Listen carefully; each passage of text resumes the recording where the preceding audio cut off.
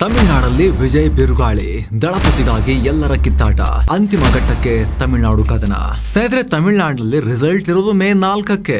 ಯಾರು ಗೆಲ್ತಾರೆ, ಏನಾಗ್ತಾರೆ ಅಂತ ಇಡೀ ದೇಶ ನೋಡ್ತಾ ಇದೆ. ಅಷ್ಟರ ಒಳಗಡೆನೆ ರಿಸಲ್ಟ್ ಬರೋಕ್ಕಿಂತ ಮುಂಚೆನೆ ಎಲ್ಲಾ ಪಕ್ಷಗಳು ಕೂಡ ಓಡ್ ಬಂದು ಹಾರ್ ಬಿದ್ದು ವಿಜಯ್ರ ರೋಲ್ಸ್ ರಾಯ್ ಹತ್ಕೊಳಕ್ ಟ್ರೈ ಮಾಡ್ತಿದ್ದಾರೆ. ನನಗೂ ಜಾಗ ಅಂತ ಕೇಳ್ತಾ ಇದ್ದಾರೆ. ಯಾಕೆ? ನಟ ವಿಜಯ್ ಕಿಂಗ್ ಮೇಕರ್ ಆಗ್ತಾರೆ ಈ ಸಲಿ ಅಂತ ಸಮೀಕ್ಷೆಗಳು ಹೇಳಿದ್ದೆ ಇದಕ್ಕೆ ಕಾರಣ. ನಿನ್ನೆ ಮೊನ್ನೆ ತನಕ ಬೈತಾ ಇದ್ದ ಶತ್ರುಗಳೆಲ್ಲ ಹೊಗಳೋಕ್ ಶುರು ಮಾಡಿದ್ದಾರೆ. ಕೊಡಪ್ಪ ತಂಬಿ ನಿನ್ನ ವಿಸಿಲ್ ನಾವು ಓದ್ತೀವಿ ಅಂತ. ವಿಜಯ್ ಜೊತೆಗೆ ಮೈತ್ರಿ ಮಾಡ್ಕೊಳ್ಳೋಕೆ ಓಡಿದಾರೀಗ. ಅಷ್ಟೇ ಅಲ್ಲ, ಈ ಸಲ ವಿಜಯ್ ತಮಿಳು ಪಾಲಿಟಿಕ್ಸ್ ನ ಗೇಮ್ ಚೇಂಜರ್ ಆಗಬಹುದು ಅನ್ನೋ ವಿಶ್ಲೇಷಣೆ ಕೂಡ ನಡೀತಾ ಇದೆ. ಕೆಲ ಸಮೀಕ್ಷೆಗಳು ಹೇಳಿರೋ ತರ ಬಹುಮತಕ್ಕೆ ಹತ್ರ ಬಂದಿಲ್ಲ ಅಂದ್ರೂ ಪರವಾಗಿಲ್ಲ, 30-40 ಸೀಟ್ ಬಂದ್ರು ಕೂಡ ಅವರೇ ಕಿಂಗ್ ಮೇಕರ್ ಅಂತ ಹೇಳಲಾಗ್ತಿದೆ ತಮಿಳುನಾಡಿನಲ್ಲಿ. ಹಾಗಿದ್ರೆ ಎರಡೂ ಕಡೆಯವರು ಹಿಡ್ಕೊಂಡು ಎಳಿತಿರೋ ಟೈಮ್ ನಲ್ಲಿ ವಿಜಯ್ ಯಾರ ಕಡೆಗೆ ಹೆಚ್ಚು ಹೊರಳೋ ಸಾಧ್ಯತೆ ಇದೆ? ಅಣ್ಣಾಮಲೈ ಆಸೆ ಪರೋಕ್ಷವಾಗಾದ್ರೂ ಕೂಡ ಈಡೇರುತ್ತಾ? ಎಲ್ಲವನ್ನ ನೋಡ್ತಾ ಹೋಗೋಣ. ಕಡೆ ತನಕ ಮಿಸ್ ಮಾಡಿದೆ ನೋಡಿ. ನೀವು ನೋಡ್ತಾ ಇದ್ದೀರಾ ಮಸ್ತ್ ಮಗ ಚಾನಲ್. ನಾನು ಅಮರ್ ಪ್ರಸಾದ್. ಸಮೀಕ್ಷೆಗಳಲ್ಲಿ ವಿಜಯ್ಗೆ ಜೈ, ನಮ್ಮ ಕಡೆ ಬನ್ನಿ ಅಂತ ಫುಲ್ ಡಿಮಾಂಡ್. ಸ್ನೇಹಿತರೆ, ತಮಿಳುನಾಡಿನಲ್ಲಿ ಏಪ್ರಿಲ್ 23ನೇ ತಾರೀಕು ವೋಟಿಂಗ್ ಆಯ್ತು. ಆದ್ರೆ ಪಶ್ಚಿಮ ಬಂಗಾಳ ಚುನಾವಣೆ ಇದ್ದ ಕಾರಣ ಎಕ್ಸಿಟ್ ಪೋಲ್ ಬಂದಿರಲಿಲ್ಲ. ಹಾಗೆ ನೋಡಿದ್ರೆ ಚುನಾವಣಾ ಪೂರ್ವ ಸಮೀಕ್ಷೆಯಲ್ಲಿ ವಿಜಯ್ಗೆ ಸೋಲಾಗುತ್ತೆ, ಒಂದಂಕಿ ದಾಟೋದು ಕಷ್ಟ ಅಂತ ಹೇಳ್ತಾ ಇದ್ರು. ಆದರೆ ಎಕ್ಸಿಟ್ ಪೋಲ್ಗಳು ಬೇರೆಯದ್ದೇ ಲೆಕ್ಕ ಕೊಡ್ತೇವೆ. ಇಲ್ಲಿ ಎಕ್ಸಿಟ್ ಪೋಲ್ ಯಾಕೆ ಮುಖ್ಯ ಅಂದರೆ, ಮತದಾನ ಆದಮೇಲೆ ಲೆಕ್ಕ ಸಿಕ್ಕಿರುತ್ತೆ, ನಾವು ಇಂಥವರಿಗೆ ವೋಟ್ ಹಾಕಿದ್ದೀವಿ ಅಂತ ಜನ ಹೇಳಿರ್ತಾರೆ. ಸೊ ಅದಕ್ಕೆ ಹೋಲಿಸ್ಕೊಂಡ್ರೆ ಇದು ಹೆಚ್ಚು ನಂಬಲರ್ಹ ಅನ್ನೋದು ತಜ್ಞರ ಅಭಿಪ್ರಾಯ. ಹೀಗಾಗಿ ಎಲ್ಲರೂ ಇದರ ಕಡೆಗೆ ತುಂಬಾ ಕುತೂಹಲ ಇಟ್ಕೊಂಡಿರ್ತಾರೆ. ಈ ಎಕ್ಸಿಟ್ ಪೋಲ್ ಪ್ರಕಾರ ವಿಜಯ್ ಈ ಸಲ ತಮಿಳುನಾಡಿನ ಮೇಜರ್ ಶಕ್ತಿ ಆಗೋದು ಗ್ಯಾರಂಟಿ. ಒಟ್ಟು ವಿಧಾನಸಭಾ ಸೀಟುಗಳು 234, ಅಧಿಕಾರ ಹಿಡಿಯೋಕೆ ಬೇಕಾಗಿರೋ ಮ್ಯಾಜಿಕ್ ನಂಬರ್ 118. ಆಕ್ಸಿಸ್ ಮೈ ಇಂಡಿಯಾ ರಿಪೋರ್ಟ್ ಅಂತೂ ಟಿವಿಗೆ ತಮಿಳುನಾಡಿನಲ್ಲಿ ಅಧಿಕಾರವನ್ನ ಹಿಡಿಯೋಕ್ಕೂ ಹತ್ರ ಬರ್ಬೋದು. 35% ವೋಟ್ ಶೇರ್ ಪಡ್ಕೊಂಡು 98ರಿಂದ 120 ಸೀಟ್ ಗೆಲ್ಲಬಹುದು ಅಂತಾನೂ ಹೇಳ್ತಿದ್ದಾರೆ. ಇದೇ ವೇಳೆ ಸಿಎಂ ಯಾರಾಗಬೇಕು ಅನ್ನೋ ಪ್ರಶ್ನೆಗೆ 37% ಜನ ವಿಜಯ ಪರ ನಿಂತ್ಕೊಂಡಿದ್ದಾರೆ. ಹಾಲಿ ಸಿಎಂ ಸ್ಟಾಲಿನ್ ಪರ ಇರುವುದು ಕೇವಲ 35% ಜನ. ವಿಜಯ್ ಅವ್ರಿಗಿಂತ ಮುಂದೆ ಇದ್ದಾರೆ, ಮೊನ್ನೆ ಪಾರ್ಟಿ ಕಟ್ಟಿದವರು. ಇನ್ನು ಟುಡೇಸ್ ಚಾಣಕ್ಯ ಅವರ ಸರ್ವೆ ನೋಡಿದ್ರೆ ವಿಜಯ್ ಪಾರ್ಟಿ 63 ಸೀಟ್ ಗೆಲ್ಬಹುದು ಅಂತಿದ್ದಾರೆ. ಬೇರೆ ಬೇರೆ ಸಮೀಕ್ಷೆಗಳ ಆವರೇಜ್ ತೆಗೆದ್ರೂ ಕೂಡ ಕನಿಷ್ಠ ಪಕ್ಷ ಕಿಂಗ್ ಮೇಕರ್ ಆಗ್ತಾರೆ. 40-60 ಅದರ ಆಸುಪಾಸಲ್ಲಿ ಸೀಟ್ ಮಿನಿಮಮ್ ಬರುತ್ತೆ ಅಂತ ಹೇಳಿ ಈ ಎಕ್ಸಿಟ್ ಪೋಲ್ಗಳು ಪ್ರಿಡಿಕ್ಟ್ ಮಾಡ್ತಾ ಇದ್ದಾವೆ. ಹಾಗಾಗಿ ಹೊಸ ಸಂಚಲನ ಶುರುವಾಗಿದೆ ವೋಟಿಂಗ್ ಮುಗಿದ ಮೇಲೆ ತಮಿಳುನಾಡಿನಲ್ಲಿ. ವಿಜಯ್ ಕಿಂಗ್ ಮೇಕರ್ ಆಗ್ತಾರ ಅಥವಾ ಮುಖ್ಯಮಂತ್ರಿ ಯಾರು ಕೊಡ್ತೀವಿ ಅವ್ರ ಜೊತೆ ಮಾತ್ರ ಬರ್ತೀವಿ ಅಂತ ಹೇಳಿ ಪಟ್ಟು ಹಿಡಿದು ಸಿಎಂ ಆಗ್ಬಿಡ್ತಾರ ಅಂತ ಚರ್ಚೆ ನಡೀತಾ ಇದೆ. ಒಂದು ವೇಳೆ ಅಷ್ಟು ಸೀಟ್ಸ್ ಬಂದ್ರೆ AIADMK ನಾಯಕರಂತೂ ತೆರೆಮರೆಯಲ್ಲಿ ವಿಜಯ್ ಸಂಪರ್ಕಕ್ಕೆ ಕಸರತ್ತು ನಡೆಸ್ತಾ ಇದ್ದಾರೆ. ಅತಂತ್ರ ಫಲಿತಾಂಶ ಬಂದ್ರೆ ಸಮ್ಮಿಶ್ರ ಸರ್ಕಾರ ಮಾಡೋಕೆ ರೆಡಿ ಆಗ್ತಿದ್ದಾರೆ. ಬಿಜೆಪಿ ಕೂಡ ಅದಕ್ಕೆ ತೆರೆ ಹಿಂದೆಯಲ್ಲಿ ನಿಂತು ಸಪೋರ್ಟ್ ಮಾಡ್ತಾ ಇದೆ. ಅತ್ತ DMK ಮೈತ್ರಿ ಪಕ್ಷಗಳು ಕೂಡ ವಿಜಯ್ಗೆ ನೈಸ್ ಹೊಡಿತಾ ಇದ್ದಾರೆ.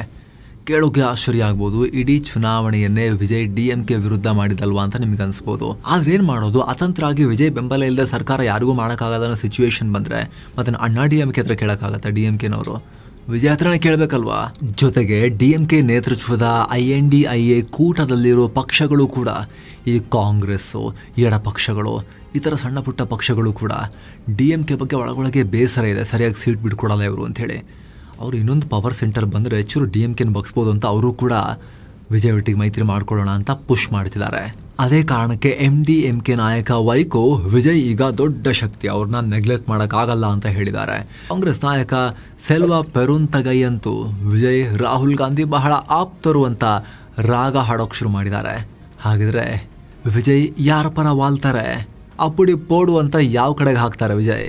ಅದನ್ನ ಕೂಡ ನೋಡೋಣ. ಅದಕ್ಕಿಂತ ಮುಂಚೆ ಸ್ನೇಹಿತರೆ, ವಿಡಿಯೋ ಕೆಳಗಡೆ ಜಾಯಿನ್ ಬಟನ್ ಇದೆ, ಅದರ ಮೇಲೆ ಕ್ಲಿಕ್ ಮಾಡೋ ಮೂಲಕ ಆಸಕ್ತ ವೀಕ್ಷಕರು ಮಸ್ತ್ ಮಗ ಚಾನಲ್ಗೆ ಮೆಂಬರ್ ಆಗಿ ಜಾಯಿನ್ ಆಗ್ಬೋದು. ಎಲ್ಲ ಮೆಂಬರ್ ಓನ್ಲಿ ವಿಡಿಯೋಸ್ ಅನ್ನ ನೋಡೋಕೆ ಶುರು ಮಾಡ್ಬೋದು. ಆಸಕ್ತರು ಚೆಕ್ ಮಾಡಿ ಬನ್ನಿ. ಕಂಟಿನ್ಯೂ ಮಾಡೋಣ. ಈಗ ಯಾರ ಕಡೆ ದಳಪತಿ? ಸ್ನೇಹಿತರೆ, ದಳಪತಿನೋ ತಲಪತಿನೋ ಯಾವ್ದಾದ್ರು ಒಂದು ಬದಿಯನ್ನು ತಗೊಳ್ಳೇಬೇಕು ಇವ್ರೀಗ. ಯಾಕಂತ ಹೇಳಿದ್ರೆ, ಒಂದು ವೇಳೆ ಇವರು ಕಿಂಗ್ ಮೇಕರ್ ಆದರೆ ಯಾರ ಪರವೂ ಹೋಗಿಲ್ಲ ಅಂದರೆ ಸರ್ಕಾರ ಮಾಡೋಕ್ಕೆ ಆಗಲ್ಲ. ಅಲ್ಲಿ ಮತ್ತೆ ಇನ್ನೊಂದ್ಸರಿ ಚುನಾವಣೆಗೆ ಹೋಗಬೇಕಾಗತ್ತೆ. ಹೇಳೋಕ್ಕಾಗಲ್ಲ, ಅರ್ಧ ಯಾಕೆ ಕೊಡ್ತೀರಿ, ಫುಲ್ ಕೊಡ್ರಿ ಅಂತ ಮತ್ತೆ ಚುನಾವಣೆಗೆ ಹೋಗೋಕೆ ಹಠ ಹಿಡಿದ್ರು ಹಿಡಿಬೋದು, ಹೇಳೋಕ್ಕಾಗಲ್ಲ. ಬಟ್ ಆ ಸಾಧ್ಯತೆ ತುಂಬ ಕಮ್ಮಿ. ಒಂದು ವೇಳೆ ವಿಜಯರನ್ನೇ CM ಮಾಡ್ತೀವಿ ಅಂತ ಯಾರಾದರೂ ಬಂದರೆ ಇವರು ಯಾವ್ದಾದ್ರು ಒಂದು ಸೈಡ್ಗೆ ವಾಲ್ಬಹುದು. DMK ಜೊತೆ ಕಷ್ಟ, ಯಾಕಂದರೆ ಎಷ್ಟು ದಿನ ನೇರ ಫೈಟ್ ಮಾಡಿದ್ದೇ ಅಧಿಕಾರದಲ್ಲಿದ್ದ DMK ವಿರುದ್ಧ, ಅವರ ಭ್ರಷ್ಟಾಚಾರದ ವಿರುದ್ಧ. ಅವ್ರ ಜೊತೆ ಹೋದರೆ ವಿಜಯ್ ಇಮೇಜ್ ಕಂಪ್ಲೀಟ್ ಡ್ಯಾಮೇಜ್ ಆಗುತ್ತೆ. ಉಳಿದಿರೋ ಆಪ್ಷನ್ NDA ಮೈತ್ರಿಕೂಟ. ವಿಜಯ್ ಪಕ್ಷ ಕಟ್ಟಿದಾಗ BJP, DMK, ಅಣ್ಣಾ DMK ಎಲ್ಲರನ್ನೂ ಬೈತಾ ಇದ್ರು. ಆದರೆ ಚುನಾವಣೆ ಹತ್ತಿರ ಆಗ್ತಿದ್ದ ಹಾಗೆ NDA ಮೈತ್ರಿಯನ್ನ ಸ್ವಲ್ಪ ಸಾಫ್ಟ್ ಆಗಿ ಟ್ರೀಟ್ ಮಾಡ್ತಾ ಇದ್ರು, ತುಂಬ ಅಗ್ರೆಸಿವ್ ಆಗಿ ಟಾರ್ಗೆಟ್ ಮಾಡ್ತಿರ್ಲಿಲ್ಲ. ಸೊ ಇಲ್ಲಿ ವಿಜಯ್ NDA ಸೈಡ್ಗೆ ವಾಲ್ಬಹುದು ಅನ್ನೋ ವಿಶ್ಲೇಷಣೆಗಳಿದಾವೆ. ಇದಕ್ಕೆ ಪುಷ್ಟಿ ಕೊಡುವಂತೆ ವಿಜಯ್ ಪಾರ್ಟಿಯ ಬ್ರೈನ್ ಥರ ಕೆಲಸ ಮಾಡ್ತಿದ್ರು KA ಸೆಂಗೊಟ್ಟಿಯಾನ್ ಇಂಟ್ರೆಸ್ಟಿಂಗ್ ಹೇಳಿಕೆ ಕೊಟ್ಟಿದ್ದಾರೆ. ಯಾರು ವಿಜಯ್ ಅವರನ್ನು ಮುಖ್ಯಮಂತ್ರಿ ಅಂತ ಒಪ್ಕೊಳ್ತಾರೋ ಅವರೊಂದಿಗೆ ಮಾತ್ರ ನಾವು ಮೈತ್ರಿ ಅಂತ ಪಬ್ಲಿಕ್ ಸ್ಟೇಟ್ಮೆಂಟ್ ಕೊಟ್ಟಿದ್ದಾರೆ. ಇವರು ಡಿಸೈಡ್ ಮಾಡಿದ್ದಾರೆ ವಿಜಯ್ ಕಿಂಗ್ ಮೇಕರ್ ಆಗೋದು ಗ್ಯಾರಂಟಿ ಅಂತ ಹೇಳಿ ರಿಸಲ್ಟ್ಗಿಂತ ಮುಂಚೆನೆ. ಜೊತೆಗೆ ಇಬ್ಬರಿಗೂ ಕೂಡ ರೀಸನ್ ಕೊಡ್ಕೊತಾರೆ. ಭ್ರಷ್ಟ DMKನ ದೂರ ಇಡೋಕೆ ನಾವು ಹತ್ರ ಬಂದಿದ್ದೀವಿ ಅಂತ ಹೇಳ್ಕೊಳ್ತಾರೆ ಎರಡು ಸೈಡ್ನವರು. ಹಾಗೇನಾದರೂ ಆದರೆ ತಮಿಳುನಾಡು ಪಾಲಿಟಿಕ್ಸ್ನಲ್ಲಿ ಹೊಸ ಅಧ್ಯಾಯ ಶುರುವಾಗುತ್ತೆ. ವಿಜಯ್ ಏನಾದರೂ ನಿರ್ಣಾಯಕ ಶಕ್ತಿ ಆದರೆ ತಮಿಳುನಾಡಿನಲ್ಲಿ. ಜಯಲಲಿತಾ ಅವರು ಹೋದ್ಮೇಲೆ ಒಬ್ಬ ಮಾಸ್ ಲೀಡರ್ ಕೊರತೆ ಇತ್ತು ಅಲ್ಲಿ. DMK ಬ್ಯಾಕ್ ಟು ಬ್ಯಾಕ್ ಗೆಲ್ಲೋಕೆ ಅದೂ ಒಂದು ಕಾರಣ ಆಗಿತ್ತು. ಅಣ್ಣಾ DMKಗೆ ಆ ಸ್ಟಾರ್ ಪವರ್ ಇರಲಿಲ್ಲ. ಆದರೆ ಅಣ್ಣಾ DMKನಲ್ಲಿ ಸ್ಟಾರ್ ಪವರ್ ಇಲ್ಲ ಅಂದ್ರೆ ಏನಂತೆ, ಹೊಸ ಪಾರ್ಟಿ ಮೂಲಕ ನಾನು ತಗೋಬರ್ತೀನಿ ಆ ಫ್ಲೇವರ್ನ ಅಂತ ಹೇಳಿ ತಮಿಳುನಾಡು ಪಾಲಿಟಿಕ್ಸ್ಗೆ ವಿಜಯ್ ಈಗ ತಗೊಂಬಂದಿದ್ದಾರೆ. ಜೊತೆಗೆ ಮೈತ್ರಿಕೂಟ ವರ್ಕ್ ಆಗಿ ಸ್ಮೂತ್ ಆಗಿ ಹೋಗಿ ಫ್ರೆಂಡ್ಶಿಪ್ ಆಯಿತು ಅಂದ್ರೆ BJP ಪಾಲಿಗೂ ಕೂಡ ತಮಿಳುನಾಡಿನಲ್ಲಿ ಒಬ್ಬ ಸ್ಟ್ರಾಂಗ್ ಲೀಡರ್ ಸಿಕ್ಕದಂಗಾಗುತ್ತೆ, ಲೋಕಲ್ ಲೀಡರ್ ಸಿಕ್ಕದಂಗಾಗುತ್ತೆ ಅವರಿಗೆ. ಅಣ್ಣಾಮಲೈ ಜೊತೆಗೆ ಜಯಲಲಿತಾ ಅವರು ಲಾಂಗ್ ಟರ್ಮ್ ಸಂಬಂಧವನ್ನು ಹೊಂದಿದ್ರು BJPಯೊಂದಿಗೆ ಅಲ್ವಾ. ಅದಾದಮೇಲೆ ಅಂಥ ಪ್ರಭಾವಿ ಫೇಸ್ BJP ಪಾಲಿಗೆ ಯಾರೂ ಇರಲಿಲ್ಲ ಫ್ರೆಂಡ್ ಆಗಿ ತಮಿಳುನಾಡಿನಲ್ಲಿ. ಡೀಲ್ ಆಯಿತು ಅಂದರೆ ನೆಕ್ಸ್ಟ್ ವಿಜಯ್ ಮೂಲಕ ಅವರು ಕಾಣ್ಬೋದು. ಜೊತೆಗೆ ಅಣ್ಣಾ DMKನ ಪಳನಿಸ್ವಾಮಿ ಕಾರಣದಿಂದ ಅಣ್ಣಾಮಲೈಗೆ BJPಯ ಅಣ್ಣಾಮಲೈಗೆ ಸ್ವಲ್ಪ ಪ್ರಾಬ್ಲಮ್ ಇದೆ. ಅವರಿಬ್ಬರಿಗೂ ಬರಲ್ಲ, ಪಳನಿಗೂ ಅಣ್ಣಾಮಲೈಗೂ ಕೂಡ. ಆದರೆ ಅಣ್ಣಾಮಲೈ ವಿಜಯ್ ಬಗ್ಗೆ ಸಾಫ್ಟ್ ಆಗಿನೇ ಮಾತನಾಡಿದ್ದಾರೆ. ವಿಜಯ್ ಪಾಲಿಟಿಕ್ಸ್ಗೆ ಬಂದ ಆರಂಭದಲ್ಲಿ ಅಣ್ಣಾಮಲೈ ಏನು ಹೇಳಿದ್ರು ಗೊತ್ತಾ, ಅಷ್ಟು ಸುಲಭ ಅಂತ ಅನ್ಕೋಬಿಡಿ ತಮಿಳ್ನಾಡನ್ನ ಅರ್ಥ ಮಾಡ್ಕೊಳ್ಳೋದು.